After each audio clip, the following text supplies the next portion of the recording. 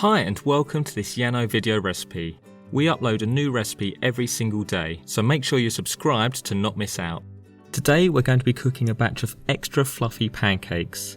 Before we start, take a look at the link in the description below. You can order the pre-measured ingredients to cook this recipe at home. Start by melting the butter in the microwave on a low heat until there are just a few solid bits left. Take it out and stir the remaining mix until everything is melted. Now mix the milk and vinegar together and set it to one side. While the milk is souring, combine the flour, sugar, baking powder, salt and bicarbonate of soda in a bowl. After the milk has soured for 5 or so minutes, whisk it together with the melted butter and egg. You can now add the flour mix in and whisk it all together until it's smooth and there are no lumps left.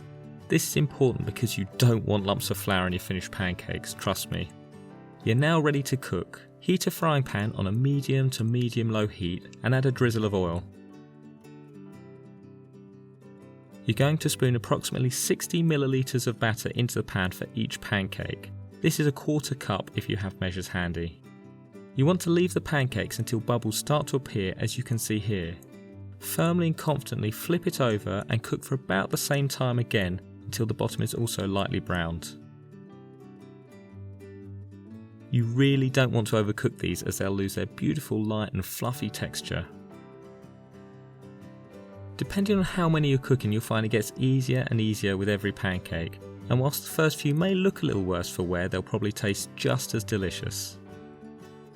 To finish, add a generous drizzle of maple syrup, or you could change it up with some fruit or just plain butter. The choice is yours. Thanks for watching and don't forget to like this video. We upload a new recipe every single day, so make sure you subscribe to not miss out.